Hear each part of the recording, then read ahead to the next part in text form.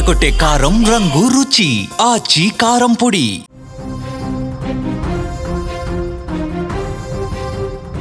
గుంటూరు జిల్లాలో ఒక వివాహేతర సంబంధం చివరకు నిండు ప్రాణాల మీదకు తెచ్చింది. చేబ్రోలు మండలము సుద్దపల్లిలో ప్రియురాలు దుర్గా సృష్టించినటువంటి బీభత్సం ఇప్పుడు రాష్ట్ర వ్యాప్తంగా సంచలనంగా మారింది. తనకు పెళ్ళైన మల్లేష్ అనే వ్యక్తితో కొనసాగిస్తున్నటువంటి అక్రమ సంబంధం బెడిసికొట్టడంతో ఆమె కక్ష కట్టింది.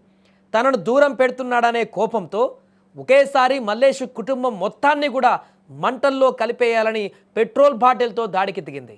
విచక్షణ కోల్పోయి ఆమె చేసిన ఈ పనితో ఒక నిండు సంసారం ఇప్పుడు రోడ్డున పడింది.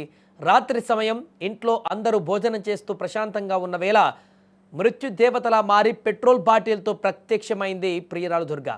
ప్రియుడు మల్లేష్తో పాటు అతని భార్య, తల్లి, చిన్నారి కుమారుడు ఇంట్లో ఉన్నారని తెలిసినా కూడా ఏమాత్రం కనికరం లేకుండా పెట్రోల్ పోసి నిప్పండించింది.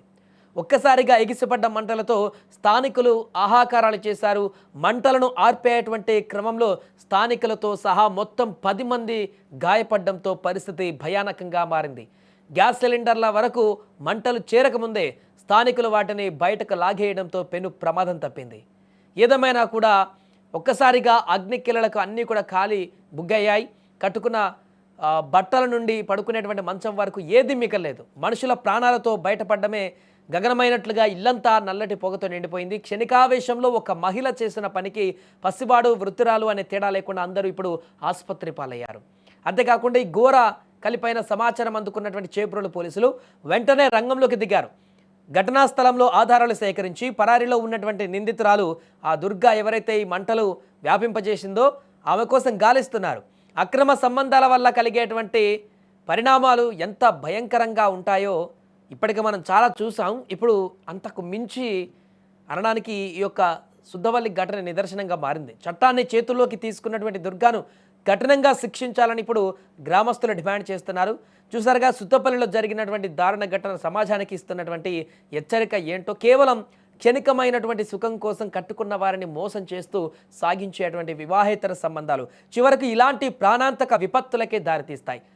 ఒక తప్పుడు నిర్ణయం ఒకరి ప్రాణాన్ని బలి తీసుకోవడమే కాదు, పసిపిల్లలు, వృద్ధులతో సహా మొత్తం కుటుంబాలను రోడ్డున పడేస్తోంది. ఈ అక్రమ సంబంధాల మాయలో పడి విచక్షణ కోల్పోతున్న వారు అటు పరువును ఇటు జీవితాలను బుగ్గి చేసుకుంటున్నారు.